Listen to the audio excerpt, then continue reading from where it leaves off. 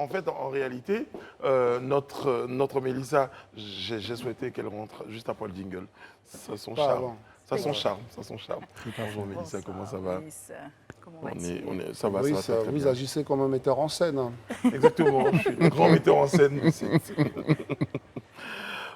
Mélissa, ce soir, nous parlons de l'exercice de l'autorité parentale. Oui, donc on reste dans le thème de la famille. Hein. Exactement. Donc aujourd'hui, on va parler d'autorité parentale, qui avant était connue sous le terme de la puissance paternelle. Donc avant la réforme de 2019, on parlait de puissance paternelle. Et après la réforme de 2019, on parle d'autorité parentale. Donc il y a eu quelques changements. Pour équilibrer la chose. Parce que la puissance paternelle, quand même, c'est très patriarcal. Il y a une forme de phallocratie. Effectivement, tu as senti. Hein. On a écarté une la puissance personne. paternelle. Voilà. Ah, d'accord. Donc, Okay. qu'est-ce que l'autorité parentale? En fait, l'autorité parentale, c'est l'ensemble des obligations et des droits que les parents, donc le père et la mère reconnus, vont exercer ou ont l'obligation vis-à-vis de l'enfant. Très bien. Donc, on va en général avoir la garde, la surveillance, l'entretien, l'éducation, l'administration des biens du mineur s'il en a.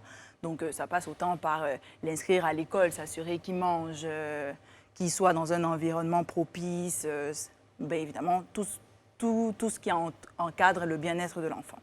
Et pour ce qui est de l'administration des biens, si l'enfant a des biens, ils vont les administrer dans le but, en fait, de pouvoir assurer le bien-être de l'enfant et la pérennité du patrimoine en question qui va être remis à l'enfant lorsqu'il va devenir majeur. Donc, l'autorité parentale va s'exercer pendant que l'enfant est mineur, donc jusqu'à ses 18 ans.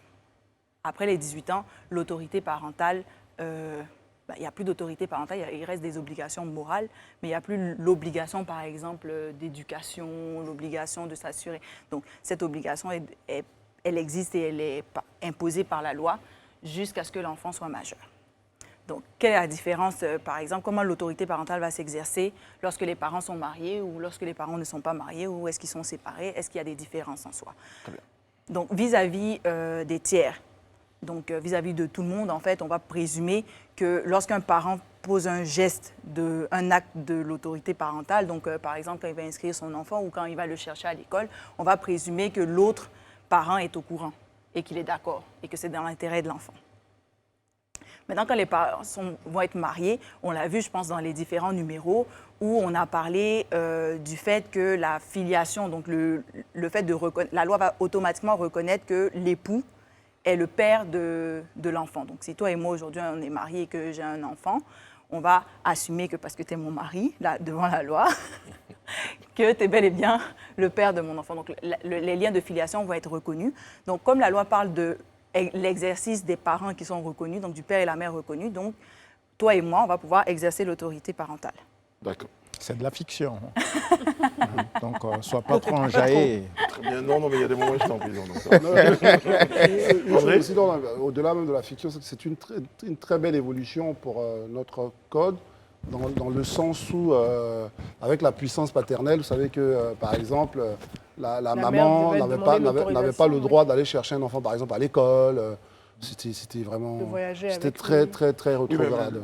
Ça, c'est une vraie évolution. Effectivement, il faut rebondir parce qu'effectivement, dans la notion de la puissance paternelle, c'est vraiment le père était au centre de toutes les décisions. Le père était obligé d'aller chercher l'enfant. La mère pouvait pas obligé, il faut qu'il donne son autorisation.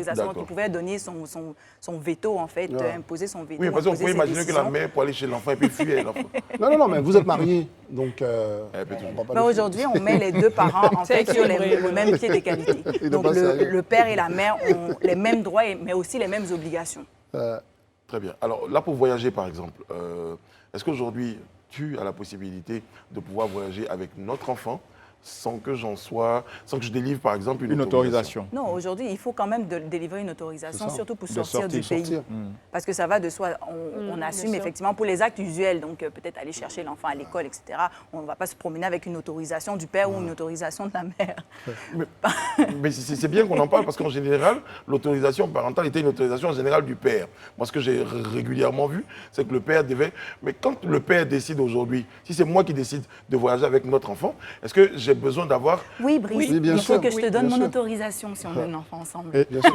et en plus C'est de cela, je l'autorisation pense des qu'il deux parents. faut également le livret de famille aussi. Bien sûr. Parce qu'on peut exiger cela. Ah bon? Ben oui. Mais c'est pour éviter aussi les cas, parce qu'il ne faut pas oublier que quand les parents se séparent ou C'est qu'ils ne ça. sont pas d'accord, il y a quand même des cas qu'on va qualifier d'enlèvement où, au final, l'enfant est pris par le père ou la mère sans avoir prévenu l'autre. sans Donc, avoir c'est prévenu l'autorisation l'autre. des deux Et ça, parents. on peut Oui. présumer, l'autre parent peut présumer que l'enfant est en danger, donc ça coule un peu de soi. Par exemple, pour éviter que Mélissa pense que tu t'en irais en Californie avec votre fils, il faut impérativement qu'elle t'ait délivré une autorisation. Donc, pour dire que si, même avec toute ma diplomatie, elle n'est pas sur place ou elle ne veut pas que je voyage en Californie avec notre enfant, eh bien, je ne pourrais pas voyager. Non, tu Non. pourras, mais sauf qu'il va falloir que tu entames des procédures judiciaires. ça. Donc, dans ce temps-là, c'est malheureusement ou heureusement, dans certains cas, ça va être le juge qui va devoir trancher pour toutes les questions Dit, voilà, importantes qui où a- les parents n'arrivent voilà, pas à à s'entendre. s'entendre. Oui. Et ça, ce n'est pas forcément le cas de parents qui sont séparés ou qui sont en concubinage ou qui ne vivent tout simplement plus ensemble. Même les parents mariés pourraient saisir le tribunal s'ils arrivent à un point où ils n'arrivent pas à s'entendre sur une Ouais. question qui est importante. Donc, ce n'est pas juste les vacances, ça peut être le choix de l'école, ça peut être ça. plus sérieux, comme par exemple le choix d'un traitement C'est ça. médical, par exemple, pour l'enfant, si jamais il a une maladie grave et que les parents ne s'entendent pas peut-être sur le procédé Parce à que si suivre. moi je veux utiliser les feuilles de Nîmes et que toi tu veux par exemple qu'on lui donne je sais pas, l'azithromycine par exemple, je comprends, ça peut... Et voilà. Sauf que là, où je veux quand même être, peut-être apporter une petite clarification, lorsque les parents ne sont pas mariés, parce qu'on a parlé du lien de filiation, de la déclaration de naissance, etc. Puis c'est là où elle va prendre un peu son rôle aussi, son importance dans cette question-là. Parce qu'aujourd'hui, on parle de parents qui sont reconnus. Donc, par exemple, si aujourd'hui j'avais un enfant avec toi et que je faisais la déclaration de naissance et que tu disparaissais ou que tu ne voulais pas reconnaître cet enfant-là et que je déclare l'enfant comme étant la mère sans déclarer le père, père. mais ta filiation, elle n'est pas établie. Donc, en réalité, je suis la seule détentrice de l'autorité parentale. C'est ça. Et là, toi, pour pouvoir exercer l'autorité parentale à un moment donné, il va falloir que tu entames tes procédures judiciaires pour établir d'abord la filiation avant qu'on te reconnaisse l'autorité parentale.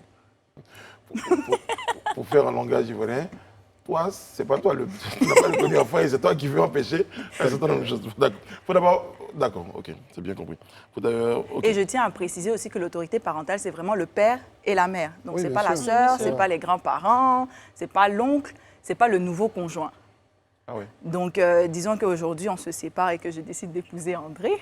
André, mon nouvel époux, n'a pas l'autorité parentale Ça s'appelle la sur filiation. Voilà, la filiation. Donc, André n'aurait pas l'autorité parentale sur notre enfant en question. Donc, quand il s'agit de trancher des questions, donc il n'a ni les obligations ni les devoirs, en fait, C'est ça. vis-à-vis de cet enfant. Et c'est bien important de le Je vais souligner. préciser. Et dans Même le cas si d'une vous êtes adoption, marié, Non, dans le cas d'une adoption, là, on va avoir les mêmes droits Même si- que même si les on est parents, marié. etc., parce qu'on devient le parent de cet enfant-là. Là, on parle de l'autorité sur l'enfant. Ça, Même c'est- si on est marié, jusqu'à ce que il y ait une décision de justice ou il y a quelque chose Vous dire- une adoption, soit puisque vous en simple parlez, ou en donc, plénière. Mélissa et moi, on n'est plus mariés, on n'est plus ensemble. Elle se remarie avec toi. Aujourd'hui, l'enfant est sous ta responsabilité à la maison. Il est sous ma responsabilité. Ah, Sa d'accord. mère, ouais. Ah, il est sous la Faut- responsabilité de son épouse. Parce qu'aux yeux de la loi, la personne qui a la responsabilité vis-à-vis de cet enfant-là, ça va être C'est moi. la mère, oui. Et Parce qu'elle a le lien de aux yeux de la loi, filiation. c'est moi qui ai la garde de l'enfant. C'est ça.